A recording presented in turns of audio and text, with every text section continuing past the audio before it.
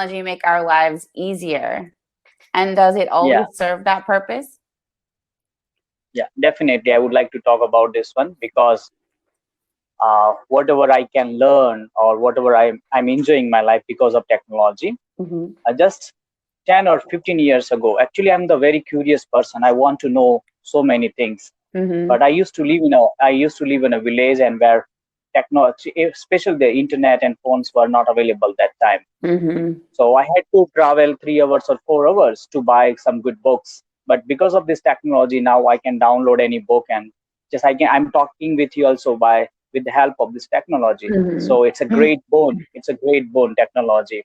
And that's why technology has made our life easier Mm-hmm. and more comfortable than before. And do you think there are any examples of when technology does not make our lives easier, that it makes it more difficult? Or does it always make life easier? Yeah, yeah, okay.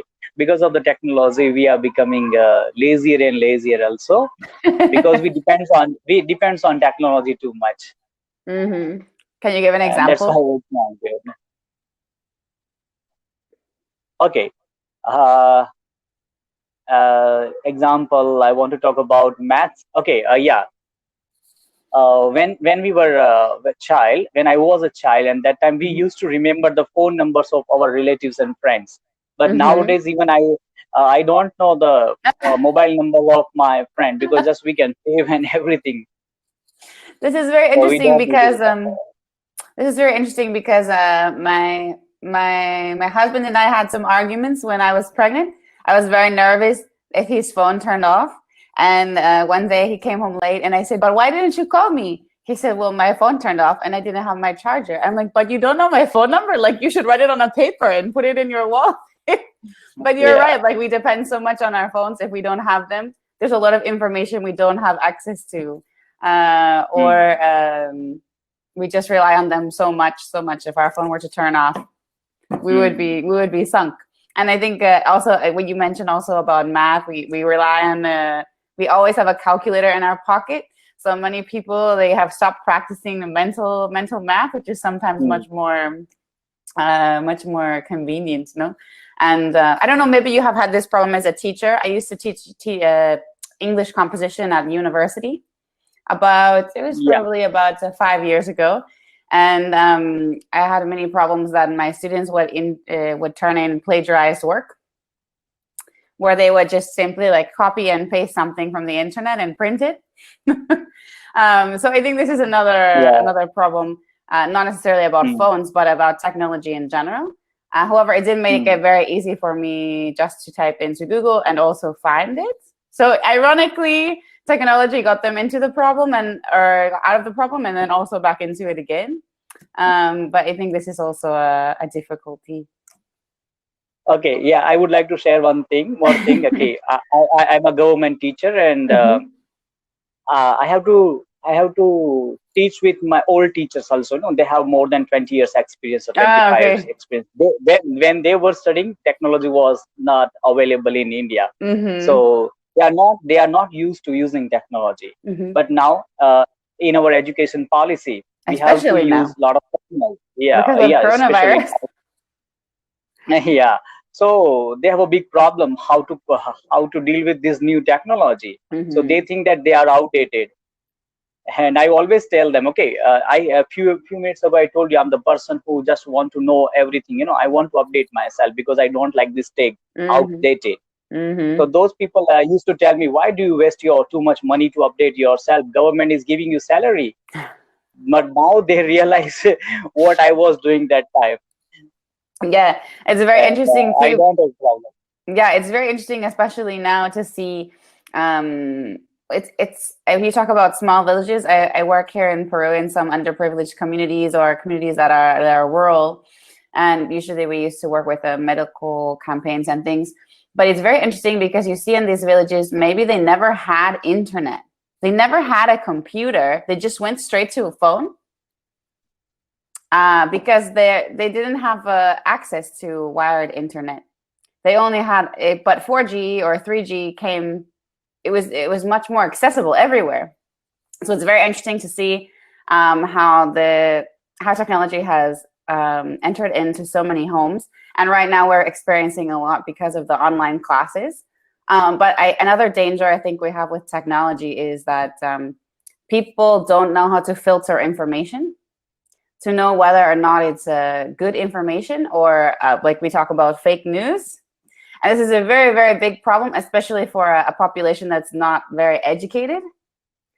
So I think this is one of the challenges maybe for the new generation as to filter the information, because before editors would filter the information to see if it got printed in a book. But now anyone can upload anything to the internet at any time. So this is another challenge, I think, of how technology being widely available has affected us. Okay, nowadays I'm telling to my all students, we have 4 basic needs. Okay, few years ago we used to say that air, food, and water. These are 3 basic needs of human being. But now you have to add internet and technology. So these are our basic needs. Without this, you cannot imagine your life. Yeah, and it's interesting because it's interesting how much technology is important now for rural communities that used to be disconnected from the world. Because I remember I even a couple of years ago we visited like a farm nearby in near my city, like maybe 2 hours away. But I remember the farmer looks like very traditional, and then he pulls out his cell phone, you know, and then he said, "Oh well, I have to go charge my phone." But like there's certain places where they don't have electricity. They have to travel maybe 20 minutes to where they can plug it in. It's very, very interesting, but it's still, you know, a part of their life. So it's definitely interesting. I think we have time for one more question before we go. Do you think it's necessary to know about computers, and why, or what aspects is it important to know about? I strongly believe that we must know about computer, because that is, you know, the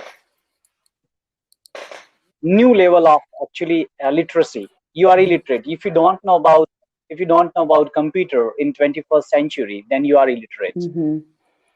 Do you think there's any aspects about computer technology that are missing from your education system or in the education system in general today that you would add because of this?